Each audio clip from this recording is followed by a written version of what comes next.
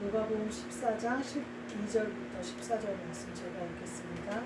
또 자기를 청한 자에게 이르시되 내가 점심이나 저녁이나 베풀거든 벗이나 형제나 친척이나 부한 이웃을 청하지 말라. 두렵건대 그 사람들이 너를 도로 청하라 내게 가품이 될까 하느라. 잔치를 베풀거든 차라리 가난한 자들과 몸 불편한 자들과 저는 자들과 맹인들을 청하라. 그리하면 그들이 갚을 것이 없으므로 내게 복이 되리니 이는 의인들의 부활 시에 내가 갚음을 받겠으리라 하시더라. 아멘. 오늘 말씀은 내게 복이 되리니 라는 말씀으로 함께 은혜를 나누고자 합니다.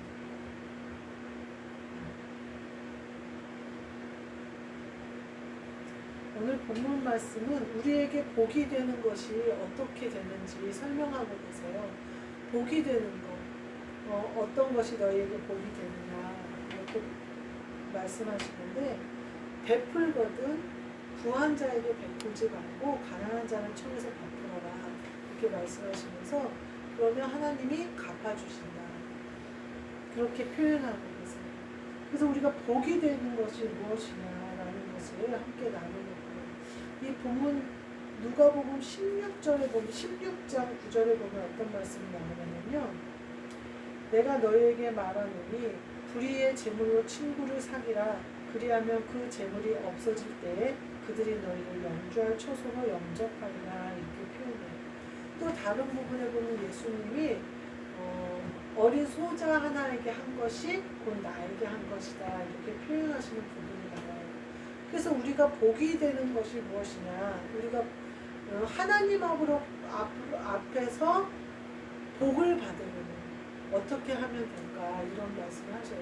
하나님은 우리가 하나님 아버지 앞에 영광을 올려드리고 찬양하는 것도 매우 기뻐하시지만 사실은 우리가 섬김으로 예수님의 모습으로 섬김으로 하나님의 형상을 보여주는 것을 더 기뻐하세요. 그래서 그것을 우리가 어린 소자에게 하나에게 한 그것을 뭘로 쳐주시냐면 예수님께 하는 것으로 하나님 아버지께 하는 것으로 해주신다는 거예요. 불의한 재물로 친구를 사기라 이런 말씀은 재물은 세상 것이죠. 근데 이것을 가지고 하나님의 일을 하는 거예요. 그래서 이것으로 그래서 많은 교회들이 구제도 하고 또 어떤 애들 공부방도 해주시고 막 이렇게 하는 거예요. 재물을 마음껏 그냥 쓰는 거예요. 교회가 세상 사람들을 위해서. 그래서 그 사람들에게 복음을 접할 수 있는 교회에 그래도 문턱이라도 밟을 수 있는 또 그런 것들을 해주는 거예요. 그 복은 그들에게서 오는 것이 아니라 하나님이 주시는 거예요. 전도를 하다 보면요. 제가 전도를 막 해요. 그러면 내가 전도했던 그 사람이 오는 게 아니라 하나님이 엉뚱하게도 다른 사람을 보내주세요. 그래서 교회는 채워져요. 그러니까 전도를 하는데 내가 전도한 것을 하나님이 내가 누구에게 하든지 간에 인정해 주시고 하나님이 복을 주셔서 하나님이 사람을 붙여주시는 거예요. 그러니까 제가 이렇게 개척해서 전도를 하는 것은 내가 하는 것이 아니라 결국은 하나님이 하시는 거예요. 우리가 하는 모든 것은 그렇다는 거예요. 그러니까 우리가 하는 것이 사람이 보기에 부자한테 하는 것은 우리에게 다시 돌아올 일이잖아요. 사람 보기에 합당하게 섬기거나 재물을 쓰거나 이렇게 하지 말아라는 거죠. 하나님 보시기에 합당하게 하라는 거예요. 누가복음 16장 9절에 나온 불의한 재물이라는 말은요. 불의한 재물은 하나님과 겸하여 섬길 수가 없잖아요. 그러니까 재물을 우리가 뭘로 해야 되냐면 우리의 종으로 삼아야 돼요. 그래서 재물을 마음껏 써야 된다는 거예요. 종이니까 어때요? 우리가 부리는 대로 재물이 움직이겠죠. 그래서 우리가 누구를 위하여 재물을 사용하는데 그 종이 가서 일을 잘하는 거죠. 재물이라는 종이 가서. 그래서 그 사람을 섬기는 것을 하나님이 기쁘게 보시고 하나님이 나를 영주할 처소로 영접하시는 거예요. 제가 한 20년 한 15년 전에 같이 지내던 애들 엄마들이 있었어요. 우리 아들이 그때가 초등학교 1학년, 2학년 이때였어요. 근데 갑자기 인천에 남편 목사님이 부임을 하게 돼서 인천을 갔어요. 근데 전학을 갔고 2학년이니까 또 우리 아들이 그렇게 있는 듯 없는 듯 조용히 있는 아들이 아니고 반드시 자기가 리더가 돼야 되는 애기 때문에 가서 또 분명히 가서 그럴 거란 말이에요. 그래서 제가 이제 수소문을 했어요. 같은 학년, 같은 반 될 친구가 누가 있겠나. 그 밑에 통장 아줌마가 사니까 아줌마한테 가서 물어봤어요. 그랬더니 우리 같은 빌라 라인에 있다는 거예요. 그 엄마가 여기서 살았다고. 그리고 그 아들이 2학년이라고. 그래서 가서 이렇게 물어보니까 그러냐고 전화 왔는데 같은 반은 아니더라고요. 그래서 이제 뭘 준비해야 되냐, 체육복은 어떠냐, 뭐 바로 준비해야 되냐, 실내화 뭐 학교 일정이나 이런 것도 물어보고 이제 얘기를 하고 그랬어요. 근데 이 친구가 나를 다른 엄마들 자기 같이 모임 있는 엄마들 사이에 데리고 간 거예요. 그래서 그래갖고 4명이서 같이 항상 같이 다녔어요. 그래가지고 우리 아들이 이제 거기서 적응을 잘 하고 학교를 다니게 됐어요. 근데 그 4명의 엄마 중에 믿는 사람이 한 명 있었고, 날 처음에 같은 빌라에 살던 친구는 지금 제가 일하고 있는 마트의 사장 부인이었고, 또 한 명은 그냥 세상 아니었어요. 근데 그 마트 사장 부인은 그때 당시에 마트를 하나 하다가 망해가지고 신용불량자에다가 굉장히 힘든 상황이었고, 또 같은 믿음의 친구인 사람은 믿음 생활 잘하는 사람은 무슨 백화점의 김포공항 점장이었어요. 그러니까 잘 나가는 거죠. 그래서 좀 꽤 살았어요. 그리고 그 세상 친구라는 애는 남편이 사장이에요. 그러니까 더 잘 살았어요. 그렇게 해서 넷이 모여다니는데 그때 당시 그 마트 사모는 너무 없는 거예요. 근데 애는 둘이고 남자애가 둘이고 그런 상태예요. 그러니까 얘네들한테 자꾸 뭘 얻으려고 해요. 그러니까 무시를 당해요. 그러는 상황이었어요. 근데 그 믿음의 친구가 굉장히 잘 섬겨요. 그래서 남편이 그 점장이니까, 백화점 점장이니까 이제 바쁘기도 하고 그러는데 시골에서 이제 엄마가 농사를 지니까 고구마도 올라오고 뭐가 많이 올라와요. 그러면 꼭 그 친구랑 나누는 거예요. 그래서 나도 주고. 근데 이제 나도 많이 먹었어요. 그렇게 하는데 마트 사모가 많이 어려우니까 막 욕심을 부리니까 그냥 욕심 부리는 대로 다 퍼줘요, 그냥. 그리고 박스 하나를 자기가 돈 주고 엄마한테 사요. 엄마가 그 고구마를 막 팔아요. 아주 맛있는 호박 고구마를. 그러면 그냥 자기가 엄마한테 하나 사서 얘를 주고 막 이랬어요. 잘 섬기는 상황이 됐어요. 지금 상태는 어쩌냐면 그 백화점 점장 김포공항에 백화점이 없어졌어요. 인초공항이 들어서면서. 그러면서 남편이 직업을 이제 잃게 된 거예요. 그러면서 처음에는 괜찮았어요. 인터넷 쇼핑몰을 해가지고 아이들 이불도 판매하고 뭐를 하고 이렇게 해서 친구랑 같이 한다고 그렇게 했는데 인터넷 쇼핑이라는 것이 성공하기가 힘들더라고요. 그 친구가 그러더라고요. 물건을 제작할 때는 목돈을 내야 된대요. 원단 값이나 이런 것은 목돈을 내야 되고 인터넷으로 판매를 하다 보니까 소량 판매하고 돌고 돌아서 돈은 푼돈으로 천천히 들어온다는 거예요. 그러니까 뒤에 자금이 없이는 버티기가 힘든 상황이었어요. 그래서 조금 점점 어려워지는 상황이었어요. 근데 지금 어떻게 됐냐면 그 마트 사모는 아주 잘 살게 됐어요. 그 친구는 좀 어렵게 됐어요. 사장 부인이었던 세상에는 바람이 났어요. 그래서 가정이 풍지박산이 났어요. 애들도 동네에서 못 살 정도로 그 아빠가 아주 그렇게 했다고 얘기를 하더라고요. 바람이 나가지고 날마다 싸우더니 그렇게 됐다고 이제 그러더라고요. 4명이 같이 다녔지만 완전히 색깔이 다른 인생이 됐어요. 마트 사모는 돈으로 그렇게 힘들어했지만 돈을 그렇게 좋아해요. 그러더니 돈을 벌었어요. 믿음의 친구는 지금도 믿음을 굳게 지켜요. 대대로 믿음을 지켰던 친구예요. 근데 요번에 보니까 자녀들이 다 독립을 하는 거예요. 아들은 음악을 했는데 베이스 기타를 했는데 교회에서도 불려다니고 학교에서도 조교로 부르고 얘가 어디든지 그냥 가서 사람들하고 봉사해주고 합주해주고 도와주고 후배들 도와주고 그러니까 어디든지 불려다니면서 음반도 내고 막 이렇게 잘 됐고 둘째는 딸이었는데 그 딸이 군대 입대했어요. 그 뭐 장교인가 그런 걸 입대하고 요번에 내일 입대한대요. 그래가지고 10주 교육을 마치고 자대 배치돼서 해병으로 입대했대요. 여자 해병이 괜찮다나 어쨌든. 근데 그 여자아이가 정말 똑소리 나요. 옛날에도 한번 춤을 추기 시작하면 하루 종일 춰도 안 지쳤었거든요. 근데 자기가 지원을 하겠다고 그러더래요. 근데 이 아이가 그 집사님이 그러는 거예요. 자기가 엄마인데 강하게 네가 왜 군대를 가냐? 됐다. 너 하고 싶은 거 해라. 이렇게 말할 수 없어서 너무 마음이 아팠대요. 왜냐하면 지금 형편에 걔가 원하는 거를 밀어줄 형편도 안 되고 이러는데 그러니까 그 딸이 그러더래요. 엄마 왜 이래? 내가 공무원이 됐어. 그러더라는 거예요. 그래서 얘가 마음의 위로를 받았다고 그런 말을 하더라고요. 엄마 마음에 내가 능력이 안 돼서 내 딸이 군대를 가나? 군대를 지원해버렸나? 이런 생각이 들더라는 거예요. 근데 그 딸이 남들은 시험 보고 힘들게 공무원 되는데 나는 이제 공무원 됐다 그러면서 그렇게 즐거운 마음으로 간다고. 물론 이제 걱정되는 부분도 있는 것 같지만 그래서 자기가 마음을 바꿔서 응원해주자 이렇게 생각을 했다고 그러더라고요. 그래서 제가 그랬어요.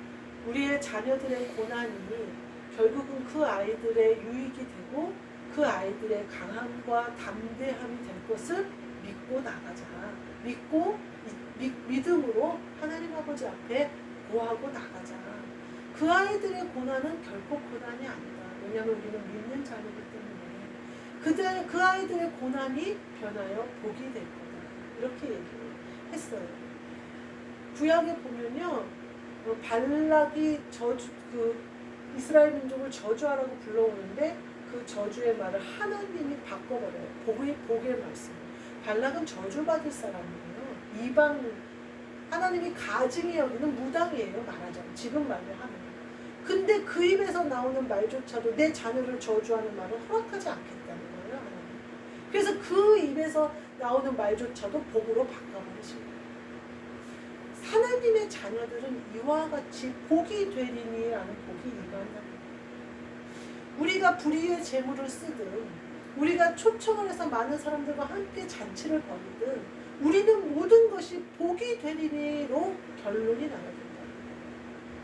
자녀가 승리를 하든 지금 아픔 가운데 방황하고 고난 가운데 있는 것처럼 보이든 그들이 결국에는 복이 되리니로 바뀌어야 됩니다. 그리고 저희는 그것을 믿는 거죠. 그들의 모든 것이 복이 될 것이라는 것을 믿는 거예요. 저는 그 믿음대로 될 거라고 생각해요. 왜냐하면 고난 가운데 있는 아들을 보는데 마음이 평안하단 말이에요. 그리고 그들의 입에서 나오는 선포가 곧 복이라는 것을 증명한다. 그들이 고난 가운데 있는데 이 고난을 원망한다거나 이 고난 때문에 괴로워한다거나 하는 것이 아니라 그것을 즐거워한다고 표현을 해야 되나요? 즐긴다고 표현을 해야 되나요? 제가 아들을 보니까 그러는 거예요. 피할 수 없을 바에는 즐겨야 된다는 거예요. 군대에 가서 맨날 어떤 자는 제초 작업을 한다고 하루 종일 풀을 뱉다고 그러지를 않나, 어느 날은 또 뭐가 뚝방이 무너져가지고 나가가지고 그걸 다시 쌓아 올렸다고 하지 않나. 그리고 제 마음이 얼마나 조금 그럴 때는 좀 그래라 그렇게 얘기를 하는데 뭐라고 하냐면 재밌대요. 자기가 언제 이런 걸 해보겠냐는 거예요. 제 쪽이 기계를 언제 자기가 다뤄보겠네요. 이제 자기가 완전히 잘한대요. 뭐든지 그렇게 배운다고 생각하는 거예요. 자기가 여기서 안 배우면 그러면서 나와서 뭐라 그러냐면 자기가 웬만한 인테리어 회사에 들어가서는 인테리어를 뚝딱뚝딱 할 것 같대요. 얘가 행보관이라고 그러나 그 군대 안에서 그런 것들을 이렇게 좀 잡일을 해주시고 이러시는 분을 따라다니면서 그걸 다 해준 거예요. 지가 보조를 한 거예요. 보니까. 근데 뭐라고 하냐면 재밌더라는 거예요. 그리고 시간이 잘 간다는 거예요. 그리고 윗사람들이 이뻐해 준다는 거예요. 그렇게 하니까. 그러니 다른 사람들이 보기에는 고난의 시간이잖아요. 그 시간이. 인내의 시간이고 아픔의 시간이고 힘든 시간이잖아요. 그러나 그 아이의 마음이 배운다 생각하고 훈련받는다 생각하고 후에 내가 제대도 할 거고 후에는 더 잘할 수 있고 이것으로 바뀌는 것은 복이 되는 이의 근본이 보이는 거예요. 왜냐하면 부활을 보는 거니까. 복을 보는 거니까. 고난 가운데 유익함을 자꾸 꿈꾸는 거니까. 그것이 될 줄을 믿는 거죠. 본인은. 그게 될 줄 믿으니까 그게 즐거운 거죠. 자기가 이 고난 가운데 평생 묻혀서 고난 가운데 살 거고 이 고난이 점점 커져서 더더욱 고난이 나를 누를 거라고 생각하는 자녀들은 어떻게 되냐면요. 한강 다리 위에 서는 거예요. 20살이면. 그것이 그 아이를 죽게 하는 거예요. 고난이 그 아이를 죽게 하는 게 아니라 고난의 숨이 막혀서 나는 이 고난을 벗어날 수 없을 거야 라고 하는 생각이 그 아이를 죽게 만드는 거예요. 나는 이 고난이 나를 배우게 하는 거야. 내가 어디서 이런 걸 배우겠어. 잘 배워야지. 잘 훈련받아야지. 그래서 하나님이 쓰시려고 하실 때 힘있게 일어나서 제가 할게요 라고 말해야지. 라고 생각하는 아이들은 절대 고난에 파묻히지 않는다는 거예요. 그 아이가 이제 고등학교 졸업했어요. 올해 2월에 고등학교 졸업했어요. 근데 그동안의 모든 시험을 다 통과한 거예요. 여자애가 다 통과하고 그동안 지가 준비를 했겠죠. 군대 가겠다 그랬었거든요. 고3 때부터. 그러더니 다 준비해서 다 통과한 다음에 근데 그 마지막 테스트 딱 끝나고 보름 만에 입대하라고 날라왔대요. 그러니까 뭐 딴 생각할 새도 없이 그렇게 돌아왔다고 그러더라고요. 근데 이 아이가 두려워하지 않잖아요. 돌파할 수 있대잖아요. 자기가. 물론 힘들면 돌아오겠지만 이길 수 있을 것 같은 힘이 그 아이 속에 있잖아요. 만약에 그렇지 않았다면 이 집사님이 그 아이를 보낼 때 얼마나 마음이 찢어졌겠어요. 우리는요, 우리에게 닥친 모든 것은요, 복이 되는 거예요. 그래서 로마서 8장이 나오잖아요.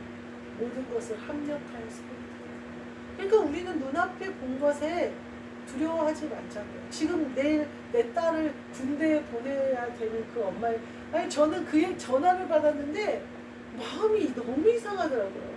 그 집 아들도 내 아들도 마트 사모 아들도 다 군대 갔다 왔어요. 그때랑은 완전히 기분이 달라요.